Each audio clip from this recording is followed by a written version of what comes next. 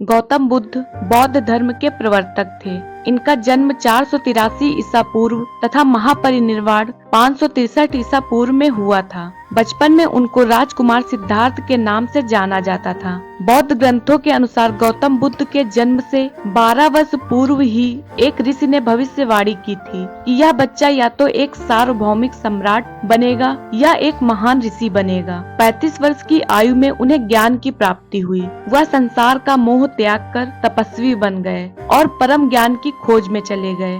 आइए आज हम आपको सिद्धार्थ के महात्मा बुद्ध बनने तक के सफर के बारे में बताते हैं। बुद्ध का गोत्र गौतम था। बुद्ध का वास्तविक नाम सिद्धार्थ गौतम था। उनका जन्म साक के गणराज्य की राजधानी कपिलवस्तु के निकट लुम्बिनी में हुआ था। बुद्ध के जन्म के 7 दिन के भीतर ही उनकी माता का देहांत हो गया। उनका पालन पोषण उनकी मौसी गौतमी ने किया। साक के वंश के राजा शुद्धोधन सिद्धार्थ के पिता थे। सिद्धार्थ के जन्म से पूर्व हुई भविष्यवाणी से परेशान होकर उनके पिता ने उन्हें तपस्वी बनने से रोकने के लिए सिद्धार्थ को राजमहल की परिधि में ही रखा। राजकुमार सिद्धार्थ राजसी विलासिता में पले बढ़े। बाहरी दुनिया से अनजान सिद्धार्थ को तीरंदाजी, कुश्ती, तैराकी और दौड़ में प्रशिक्षित किया गया तथा उनका कम उम्र में ही विवाह राजकुमारी यशोधरा से करा दिया गया। दोनों का एक पुत्र भी हुआ जिसका नाम राहुल था। सिद्धार्थ बचपन से ही अत्यंत करुण हृदय वाले थे। वह किसी का भी दुख नहीं देख सकते थे। एक दिन सिद्धार्थ जब कपिलवस्तु की सैर के लिए निकले तो उन्होंने 4 दृश्यों को देखा। एक बूढ़ा व्यक्ति, एक बीमार व्यक्ति, एक शव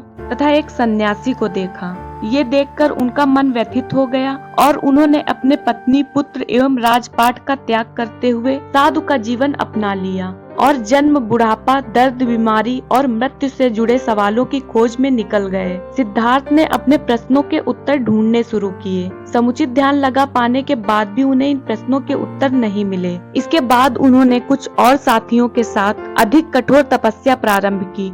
ऐसा करते हुए 6 वर्ष व्यतीत हो गए। भूख से व्याकुल, मृत्यु के निकट पहुंचकर बिना प्रश्नों के उत्तर पाए वह कुछ और करने के बारे में सोचने लगे। इसके बाद एक कठोर तपस्या छोड़कर वह एक पीपल के पेड़ के नीचे प्रतिज्ञा करके बैठ गए कि वह सत्य जाने बिना उठेंगे नहीं। वह सारी रात वहीं बैठे रहे और माना जाता है कि यही वह क्षण था जब सुबह के समय उन्हें पूर्ण ज्ञान की प्राप्ति हुई और 35 वर्ष की आयु में वो महात्मा बुद्ध बन गए। बुद्ध को शाक्य मुनि के रूप में भी जाना जाता है। 7 हफ्तों तक उन्होंने मुक्ति की स्वतंत्रता और शांति का आनंद लिया। प्रारंभ में तो वह अपने बोध के बारे में दूसरों को ज्ञान नहीं देना चाहते थे। बुद्ध का मानना था कि अधिकांश लोगों को समझाना बहुत मुश्किल होगा तथा बुद्ध ने अपना पहला उपदेश सारनाथ में दिया, जिसे बौद्ध ग्रंथों में धर्म चक्र प्रवर्तन भी कहा जाता है। बुद्ध की मृत्यु 80 साल की उम्र में कुशीनारा में चुंद द्वारा अर्पित भोजन करने के बाद हो गई,